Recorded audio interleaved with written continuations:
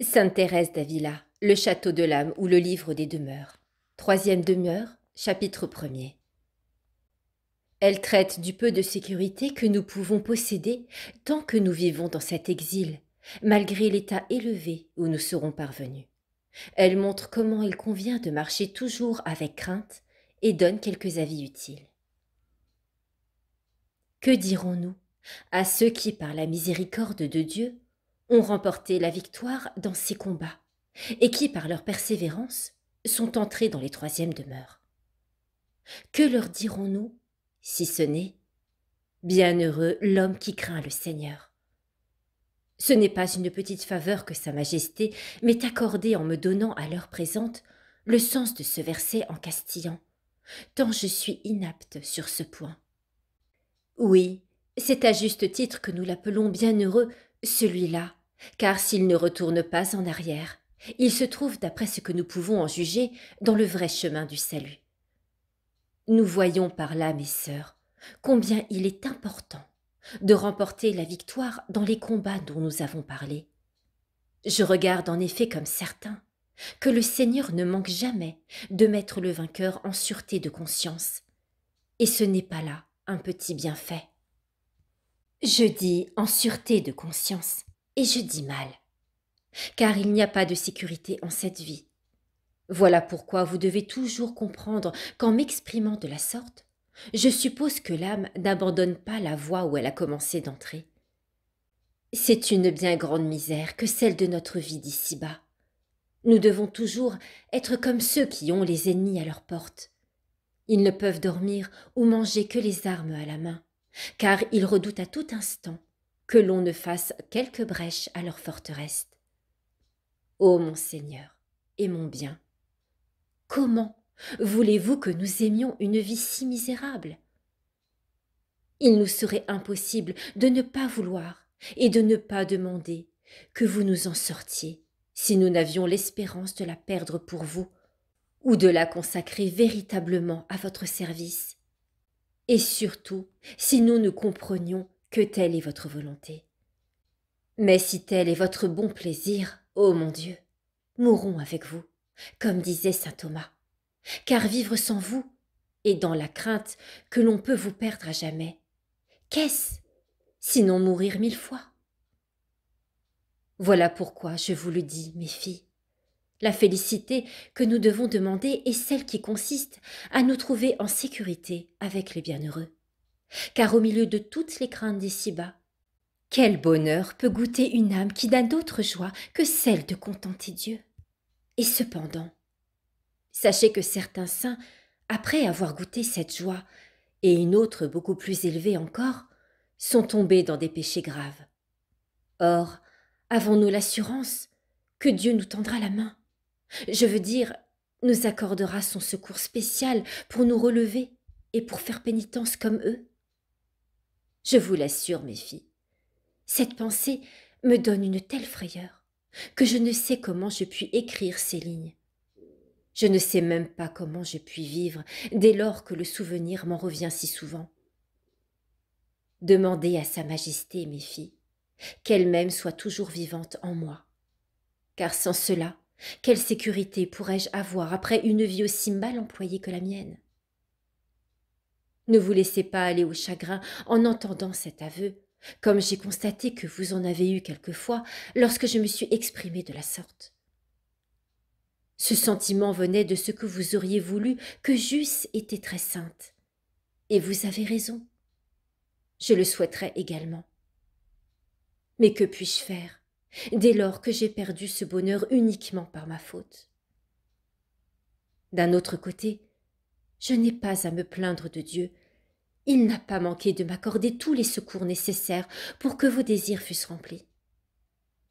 Je ne puis m'exprimer de la sorte sans répandre des larmes. Et je suis toute confuse quand je considère que j'écris pour des âmes qui seraient capables de m'instruire. Mais aussi, comme l'ordre que l'on m'a donné de composer ce travail a été pénible pour moi. Plaise à Dieu qu'il vous soit de quelque utilité, puisque je l'ai entrepris pour sa gloire. Conjurez-le de pardonner sa hardiesse à cette misérable créature. Toutefois, Sa Majesté sait bien que je ne veux espérer qu'en sa miséricorde. Dès lors que je ne puis faire que mon passé n'ait pas eu lieu, mon seul remède est de recourir à cette divine miséricorde, de mettre ma confiance dans les mérites de son Fils et de la Vierge, sa mère, dont tout indigne que j'en suis, je porte l'habit. Puisque vous portez vous aussi cet habit, mes filles, bénissez Dieu de ce que vous êtes véritablement les filles de cette souveraine. Vous n'avez plus à rougir de ma malice, puisque vous avez une si bonne mère. Appliquez-vous à marcher sur ses traces. Considérez quelle doit être la grandeur de cette souveraine, et quel est le privilège de l'avoir pour patronne. Dès lors que mes péchés et mes infidélités n'ont pu ternir en rien l'éclat de ce saint ordre. Toutefois, remarquez bien cet avis. Malgré le bonheur d'appartenir à un ordre si saint et d'être les filles d'une telle mère, vous n'êtes pas en sécurité. David était très saint, et vous voyez ce qu'a été Salomon. Ni la clôture, ni les austérités au milieu desquelles vous vivez, ni le commerce intime que vous avez toujours avec Dieu, ni l'exercice de l'oraison auquel vous vous livrez si assidûment, ni l'éloignement si absolu où vous êtes de toutes les vanités du monde, ni l'horreur que vous croyez en avoir, ne saurait vous donner une assurance complète. Tout cela est bon, mais ne suffit pas, je le répète, pour nous mettre à l'abri de toute crainte. Aussi, continuez à méditer ce verset et rappelez-le souvent à votre mémoire. Bienheureux l'homme qui craint le Seigneur. Psaume 111. Je ne me souviens plus de ce que je disais, car je me suis bien éloignée de mon sujet. Quand je me rappelle mes infidélités, on dirait qu'on me coupe les ailes, et je suis incapable de dire une parole sensée. Voilà pourquoi je ne veux plus m'en occuper pour le moment. Je reviens donc à ce que j'avais commencé à vous dire. Nous parlions des âmes qui sont entrées dans ces troisièmes demeures. Ce n'est pas une petite faveur que le Seigneur leur ait accordée quand il les a aidées à surmonter les premières difficultés. Cette faveur, au contraire, est très grande. Et grâce à la bonté de Dieu, il y a, je crois, beaucoup de ces âmes dans le monde qui en jouissent. Elles ont un désir ardent de ne point offenser Sa Majesté. Elles se tiennent même en garde contre les péchés véniels. Elles s'adonnent à la mortification. Elles ont leurs heures de recueillement. Elles emploient bien leur temps. Elles s'adonnent aux œuvres de charité envers le prochain. Elles sont pondérées dans leurs paroles, rangées dans leurs mises. Et quand elles se trouvent à la tête d'une maison, elles la gouvernent avec sagesse. À coup sûr, leur état est digne d'envie. Et il semble que rien ne les empêche d'arriver jusqu'à la dernière demeure. Notre Seigneur ne leur enfusera pas l'entrée si elles le veulent, car elles sont dans d'excellentes dispositions pour recevoir de lui toutes sortes de grâces. Ô Jésus, pourrait-il s'en trouver une seule parmi vous, mes sœurs, qui ose déclarer qu'elle ne veut pas un si grand bien, surtout après avoir surmonté les principales difficultés? Non, aucune ne le dira. Toutes, au contraire, nous proclamerons que nous le voulons. Mais il faut encore quelque chose de plus pour que le Seigneur possède complètement l'âme. Il ne suffit pas de dire « je le veux ». Cela n'a point suffi au jeune homme auquel notre Seigneur demandait s'il voulait être parfait. Annotation, il s'agit d'une réminiscence de l'Évangile selon saint Matthieu en chapitre 19. Reprise. Depuis que j'ai commencé à parler de ces demeures, je songe à ce jeune homme, parce que nous faisons vraiment comme lui. C'est de là que viennent le plus ordinairement les grandes sécheresses que l'on éprouve dans l'oraison, bien qu'elles aient également d'autres causes. Je ne parle pas d'épreuves intérieures intolérables qu'endurent beaucoup de saintes âmes, sans qu'il y ait le moins du monde de leurs fautes, et dont notre Seigneur les délivre toujours en les enrichissant de nombreux mérites. Je ne parle pas non plus des âmes qui sont affligées de mélancolie ou d'autres infirmités. car enfin, en toute chose, nous devons compter avec les jugements de Dieu. Mais à mon avis, les sécheresses ont le plus ordinairement pour cause ce que j'ai dit. Ces âmes sont persuadées qu'elles ne voudraient pour rien au monde tomber dans un péché mortel. Beaucoup d'entre elles ne commettraient pas même un péché véniel de propos délibérés. Elles font un noble usage de leur temps et de leurs biens. Aussi elles ne peuvent supporter avec patience qu'on leur ferme la porte qui donne entrée dans l'appartement de notre roi, dont elles se croient et sont en réalité les vassales. Mais elles ne se rappellent pas que même sur la terre, tous les nombreux vassaux du roi n'entrent pas dans ces appartements. Pour vous, mes filles, entrez, entrez dans l'intime de vous-même. Allez au-delà de vos petites œuvres, car votre titre de chrétienne vous oblige à cela et à beaucoup plus encore. Contentez-vous d'être les vassales de Dieu. Gardez-vous d'avoir des prétentions trop hautes, sans quoi vous perdriez tout. Considérez les saints qui sont entrés dans la demeure de ce roi, et vous verrez quelle différence il y a entre eux et nous. Ne demandez point ce que vous n'avez pas mérité.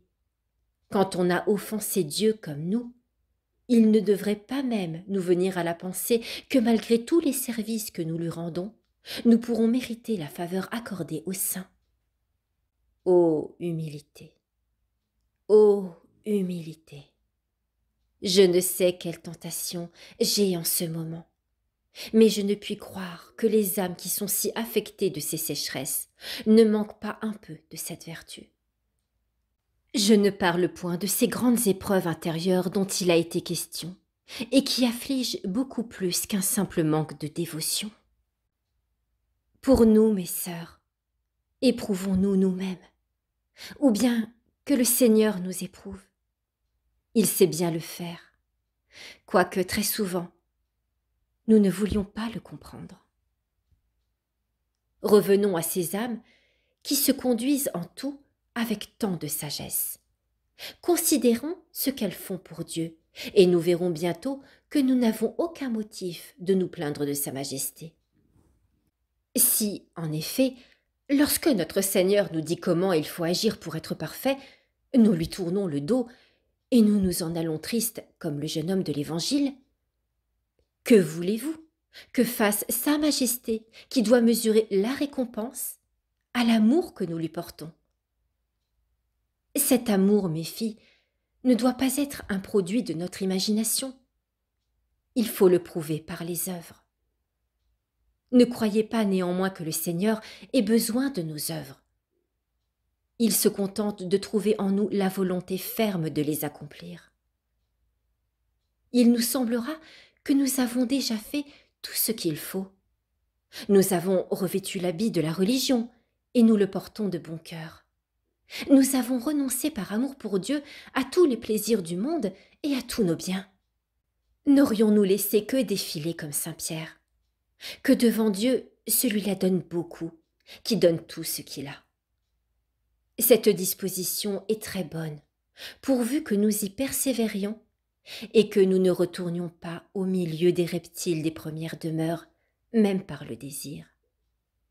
Il n'y a pas de doute que si nous continuons dans ce dénuement et abandon de tout, nous arriverons au terme de nos désirs. Mais ce sera à une condition que je vous prie de bien considérer. C'est que selon la parole de saint Paul ou du Christ, nous nous regardions comme des servantes inutiles. Annotation, réminiscence de l'Évangile selon saint Luc, chapitre 17. Reprise. Soyons persuadés que loin d'avoir vis-à-vis de notre Seigneur des titres à être admis dans sa demeure, nous lui sommes d'autant plus redevables que nous avons reçu davantage de sa main libérale. Que pouvons-nous faire pour un Dieu si généreux, qui est mort pour nous, qui nous a créés et qui soutient notre existence? Estimons-nous heureuses de pouvoir acquitter quelque peu la dette que nous avons contractée envers lui pour tous les services qu'il nous a rendus. C'est à contre-cœur que je dis cette parole, et cependant elle est vraie. car le Sauveur n'a pas fait autre chose que nous servir tout le temps qu'il a vécu sur la terre. N'allons donc point lui demander de nouveau des grâces et des faveurs.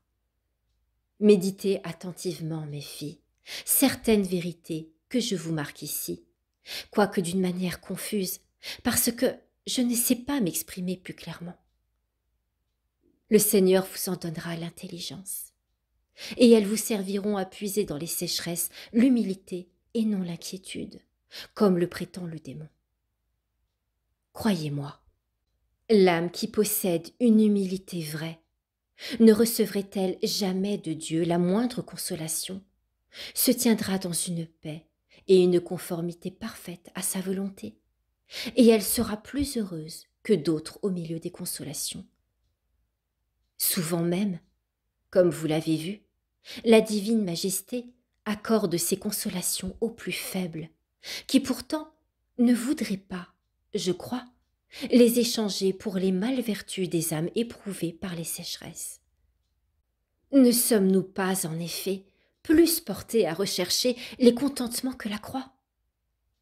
Ô Seigneur, vous qui connaissez toute vérité, daignez nous éprouver, afin que nous nous connaissions.